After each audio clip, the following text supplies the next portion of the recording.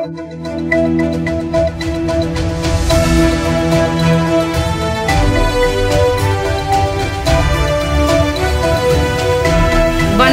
சக்தி சேனலின் புதுவையின் இன்றைய நிகழ்வுகள். புதுச்சேரியில் 3 நாட்கள் நடைபெறும் கம்பன் விழாவை ஆளுநர் சி.பி. ராதாகிருஷ்ணன், முதலமைச்சர் ரங்கசாமி ஆகியோர் தொடங்கி வைத்தனர். புதுச்சேரி கம்பன் கழகம் சார்பில் 57ஆம் ஆண்டு கம்பன் விழா கம்பன் கலையரங்கத்தில் இன்று தொடங்கியது. முன்னாள் உச்சநீதிமன்ற நீதிபதி ராமசுப்பிரமணியன் தலைமையில் நடைபெற்ற விழாவில் கம்பன் கழக தலைவரும் பாராளுமன்ற உறுப்பினருமான செல்வ கணபதி, செயலாளர் சிவக்கொழுந்து ஆகியோர் முன்னிலை வகித்தனர். விழாவில் சிறப்பு விருந்தினர்களாக ஆளுநர் சி.பி. ராதாகிருஷ்ணன், முதலமைச்சர் ரங்கசாமி ஆகியோர் கலந்து கொண்டு கம்பன் விழாவை துவக்கி வைத்தனர். அதைத் தொடர்ந்து கம்ப ராமாயணம் புத்தகத்தை ஆளுநர் சி.பி. ராதாகிருஷ்ணன் வெளியிட முதலமைச்சர் ரங்கசாமி பெற்றுக்கொண்டார்.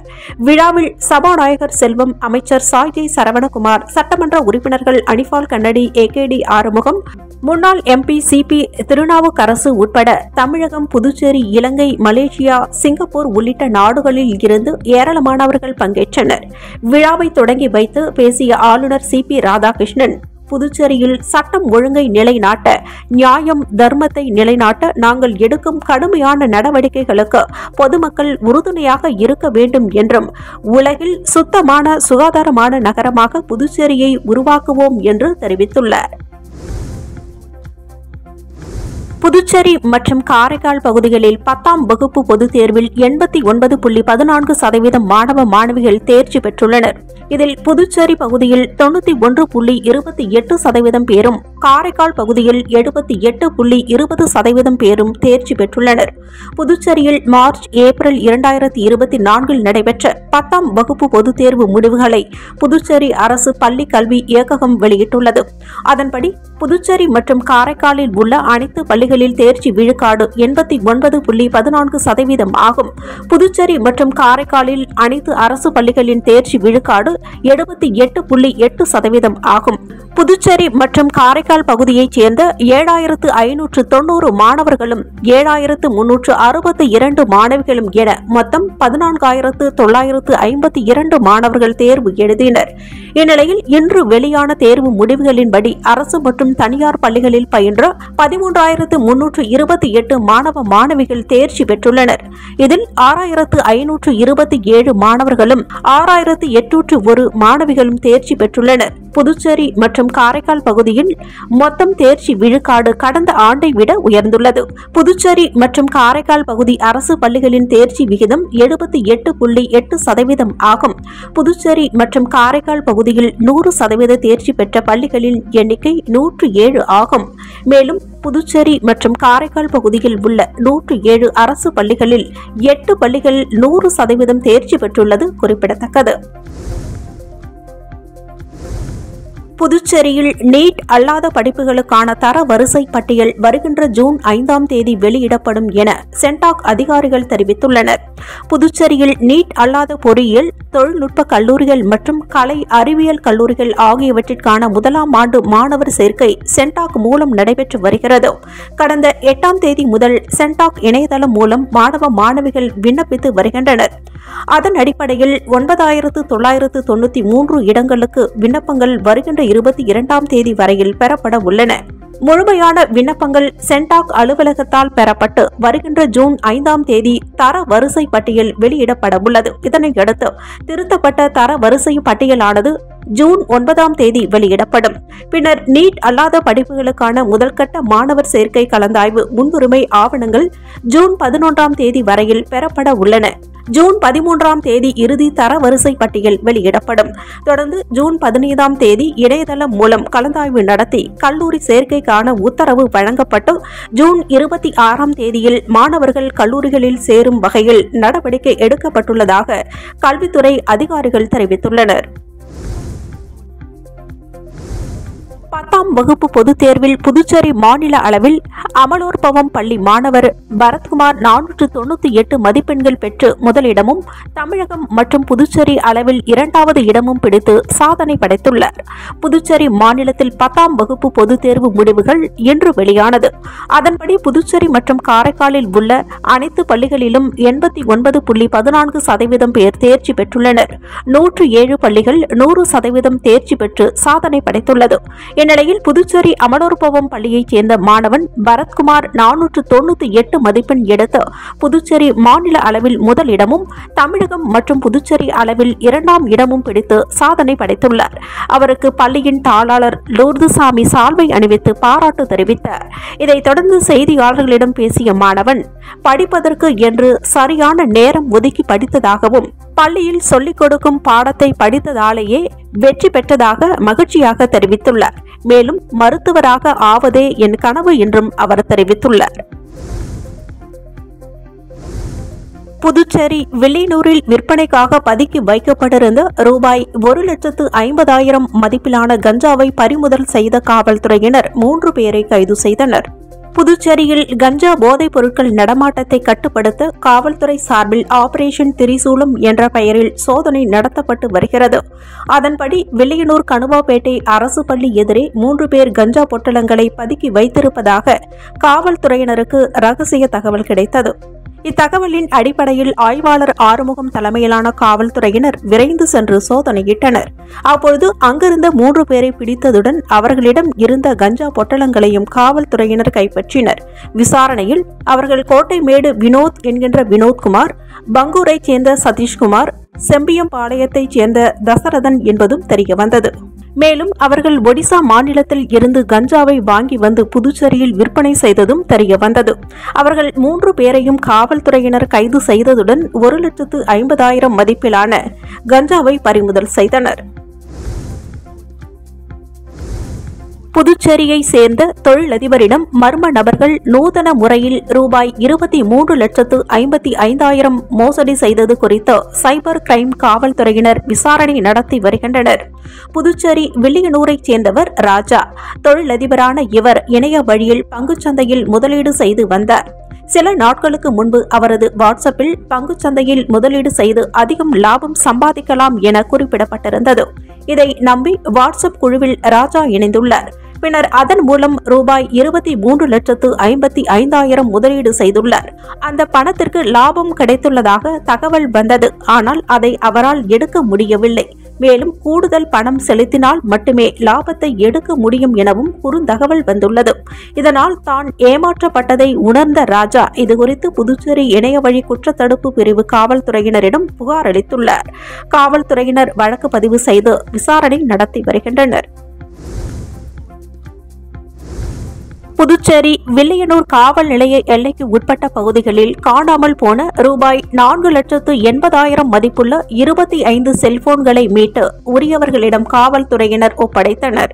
புதுச்சேரி வில்லியனூர் காவல் நிலைய சரகத்திற்கு உட்பட்ட பகுதிகளில் காணாமல் போன செல்போன்கள் குறித்து பொதுமக்கள் வில்லியனூர் காவல்துறையினரிடம் 100க்கும் மேற்பட்டோர் புகார் அளித்தனர். இதையடுத்து காவல்துறையினர் வழக்கு பதிவு செய்து சைபர் கிரைம் பிரிவு காவல்துறையினர் உதவியுடன் காணாமல் போன செல்போன்களை அவற்றின் ஐபி முகவரி மற்றும் IMEI எண்கள் மூலம் கண்டுபிடிக்கும் பணியில் ஈடுபட்டு வந்தனர். இந்நிலையில் தஞ்சாவூர், கடலூர், விழுப்புரம், நெய்வேலி உள்ளிட்ட இடங்களில் காணாமல் போன செல்போன்கள் இருப்பதை கண்டுபிடித்த காவல்துறையினர் தனிப்படை அமைத்து சம்பந்தப்பட்ட இடங்களில் முகாமிட்டு கண்டுபிடித்து ரூபாய் 4,80,000 மதிப்பிலான 25 செல்போன்களை மீட்டனர். இதனையடுத்து மீட்கப்பட்ட செல்போன்களை உரியவர்களிடம் ஒப்படைக்கும் நிகழ்ச்சி வில்லியனூர் மேற்கு பகுதி SP அலுவலகத்தில் நடைபெற்றது.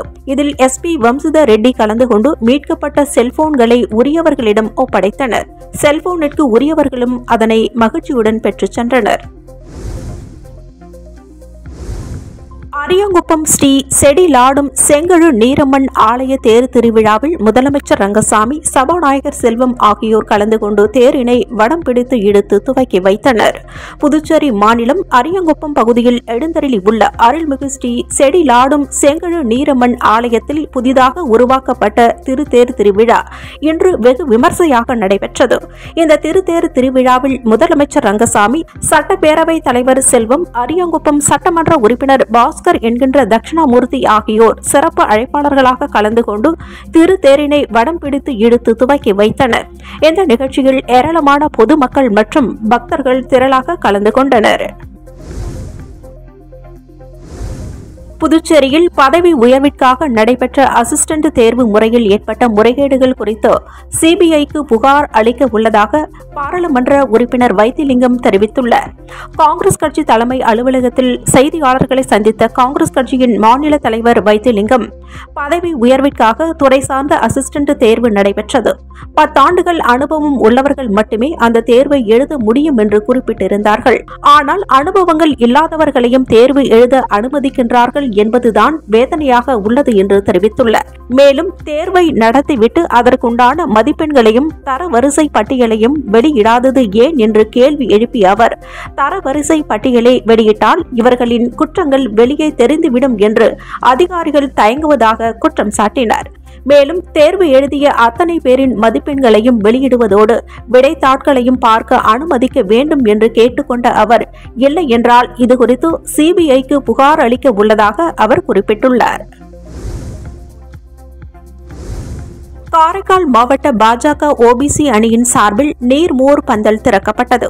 காரைக்கால் மாவட்டத்தில் கோடை வெயில் மக்களை வாட்டி வதைத்து வரும் நிலையில் வெயிலில் இருந்து மக்களை பாதுகாக்கும் பொருட்டு காரைக்கால் வடக்கு தொகுதிக்கு உட்பட்ட அன்புநகர் பகுதியில் மாவட்ட ஓபிசி அணி தலைவர் கார்த்திகேயன் தலைமையில், காரை மாவட்ட தலைவர் முருகதாஸ் முன்னிலையில், மாநில செயலாளர் அமுதா ராணி, செந்தில்குமார், மாநில தொழில் பிரிவு துணைத் தலைவர் சுரேஷ் கண்ணா ஆகியோர் முன்னிலையில் ஐஸ் மோர், சர்பத், தர்பூசணி ஜூஸ் உள்ளிட்டவை வழங்கப்பட்டது. வெயிலின் தாக்கம் அதிகரித்து காணப்பட்டதால் சாலை வழியே சென்ற ஏராளமான பொதுமக்கள் குளிர்பானங்களை அருந்தி சென்றனர். இந்நிகழ்ச்சியில் ஏராளமான பாஜக நிர்வாகிகள் மற்றும் பொறுப்பாளர்கள் கலந்து கொண்டனர். புதுச்சேரியில் அக்ஷய திருதியை முன்னிட்டு வித்யாரம்பம் எனும் கல்வி தொடக்க நிகழ்ச்சி ஹைகிரவர் பெருமாள் கோவிலில் தொடங்கியது. இதில் குழந்தைகள் கலந்து கொண்டு கல்வி தொடக்க நிகழ்ச்சியில் பங்கேற்றனர். குழந்தைகள் கல்வி தொடக்கத்தை ஆயுத பூஜை மற்றும் அக்ஷய திருதியை நாளில் தொடங்கினால் அவர்கள் கல்வி பெருகும் என ஐதீகத்தின் பெற்றோர்கள் தங்கள் குழந்தைகளை வித்யாரம்பம் எனும் கல்வி தொடக்க நிகழ்ச்சியில் பங்கேற்க வைத்து தங்களது குழந்தைகள் படிப்பை தொடங்கி வைக்கின்றனர். இந்நிலையில் அக்ஷய திருதியை முன்னிட்டு வித்யாரம்பம் எனும் கல்வி தொடக்க நிகழ்ச்சி ஹைகிரீவர் மற்றும் ஐயப்பன் கோவில்களில் தொடங்கியது. குறிப்பாக கல்விக்கு அதிபதியான புதுச்சேரி ராமகிருஷ்ணா நகர் பகுதியில் அமைந்துள்ள ஹைகிரீவர் கோவிலில் நெல் மணிகள் பரப்பி அதன் மீது ஹரி ஓம் என்று எழுதியும் ஆ என்று எழுதியும் குழந்தைகள் தங்களது கல்வி தொடக்க நிகழ்ச்சியினை ஆரம்பித்தனர். இதில் பெற்றோர்கள் தங்கள் குழந்தைகளை அழைத்து வந்து கல்வி தொடக்க நிகழ்ச்சியில் பங்கேற்று ஹைகிரீவர் பெருமாளை வழிபட்டு சென்றனர்.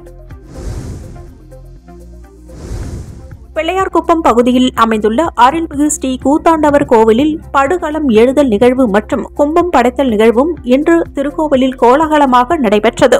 பிள்ளையார்குப்பம் கிராமத்தில் உள்ள கூத்தாண்டவர் திருக்கோவிலில் சித்திரை திருவிழா கடந்த மாதம் 8ஆம் தேதி என்று கொடியேற்றத்துடன் துவங்கியது. தேசிய அளவில் புகழ்பெற்ற வருடாந்திர தேர் திருவிழா மற்றும் சுவாமி திருக்கல்யாணம் கடந்த மாதம் 23 மற்றும் 24ஆம் தேதிகளில் மிகச் சிறப்பாக நடைபெற்று நிறைவடைந்த நிலையில் 16 நாட்கள் கழித்து மகாபாரத போர் முடிந்து அருள்மிகு ஸ்ரீ கூத்தாண்டவர் படுகளம் எழுதல் நிகழ்வு இன்று திருக்கோவிலில் கோலாகலமாக நடைபெற்றது. இதனை முன்னிட்டு சுவாமிக்கு சிறப்பு அபிஷேக ஆராதனை செய்து கும்பம் கொட்டுதல் நிகழ்வு நடைபெற்றது. இந்த நிகழ்ச்சியில் ஆயிரக்கணக்கான பக்தர்கள் கலந்து கொண்டு சுவாமி தரிசனம் செய்தனர். பிரசித்தி பெற்ற திருநள்ளாறு சனீஸ்வர பகவான் ஆலயத்தில் உண்டியல் காணிக்கை எண்ணும் பணிகள் நடைபெற்றது. காரைக்கால் அடுத்த திருநள்ளாற்றில் உள்ள உலக புகழ்பெற்ற தர்பானேஸ்வரர் தேவஸ்தானம் ஸ்ரீ சனி பகவான் ஆலயத்தில் உள்ள உண்டியல்களில் பக்தர்கள் செலுத்தும் காணிக்கையினை 3 மாதத்திற்கு ஒரு முறை எண்ணப்படுவது வழக்கம். அந்த வகையில் இன்று உண்டியல் காணிக்கை எண்ணும் பணிகள் தொடங்கி நடைபெற்று வருகிறது. இந்த பணியில் 50க்கும் மேற்பட்ட கோவில் ஊழியர்கள் மற்றும் வங்கி அதிகாரிகள் ஈடுபட்டுள்ளனர். மேலும் உண்டியல் எண்ணும் பணிகளை கோவில் நிர்வாகம் சார்பில் சிசிடிவி கேமரா மூலம் கண்காணித்து வருகின்றனர். நீலகிரி, கோயம்புத்தூர், தேனி உள்ளிட்ட மாவட்டங்களில் இன்று முதல் மே 14ஆம் தேதி வரை கனமழைக்கு வாய்ப்புள்ளதாக சென்னை வானிலை ஆய்வு மையம் தெரிவித்துள்ளது. இது தொடர்பாக சென்னை வானிலை ஆய்வு மையம் வெளியிட்டுள்ள செய்திக்குறிப்பில், கடந்த 24 மணி நேரத்திற்கான வானிலை தொகுப்பில் தமிழகத்தில் ஓரிரு இடங்களில் மழை பெய்துள்ளது. புதுச்சேரி மற்றும் காரைக்கால் பகுதிகளில் வறண்ட வானிலை நிலவியது. அதிகபட்ச வெப்பநிலை தமிழகம் உள்ளிட்ட மாவட்டங்களில் சமவெளி பகுதிகளில் அநேக இடங்களிலும் பொதுவாக இயல்பை ஒட்டியும் ஓரிரு இடங்களில் இயல்பை விட மிக அதிகமாகவும் இருந்தது. கடலோர பகுதியில் புதுவை மற்றும் காரைக்கால் பகுதிகளில் அதிகபட்ச வெப்பநிலை பொதுவாக இயல்பை ஒட்டியே இருந்தது. மத சுதந்திர விதிமுறை மீறல் குற்றச்சாட்டை சுமத்தி தேர்தல் நேரத்தில் இந்தியாவை நிலைகுலைய செய்ய அமெரிக்கா முயற்சிக்கிறது என ரஷ்ய வெளியுறவுத்துறை அமைச்சகம் தெரிவித்துள்ளது. அமெரிக்காவில் உள்ள காலிஸ்தான் தீவிரவாதி குர்பத்வந்த் சிங் பனுனை கொலை செய்ய நடைபெற்ற முயற்சியின் பின்னணியில் இந்திய உள்துறை இருப்பதாக வாஷிங்டன் ஸ்போர்ட்ஸ் என்ற இதழில் செய்தி வெளியானது.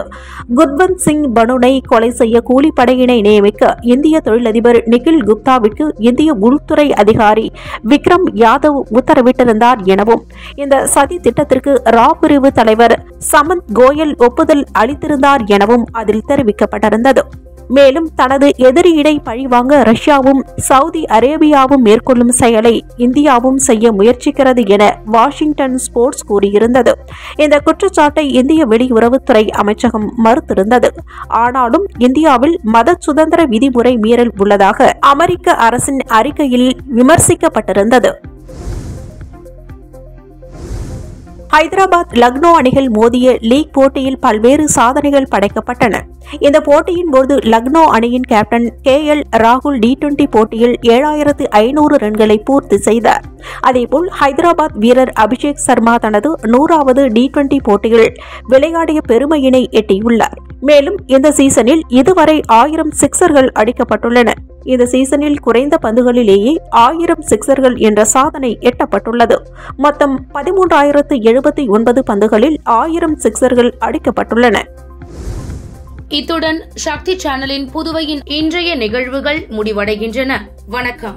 உங்கள் சக்தி சேனலின் புதுவையின் அன்றாட நிகழ்வுகளை உடனுக்குடன் தெரிந்து கொள்ள சக்தி சேனல் புதுச்சேரி யூடியூப் சேனலை சப்ஸ்கிரைப் செய்து கொள்ளுங்கள். மறக்காமல் பெல் பட்டனையும் கிளிக் பண்ணுங்க. ஷேர் பண்ணுங்க, லைக் பண்ணுங்க. உங்கள் சக்தி சேனல்.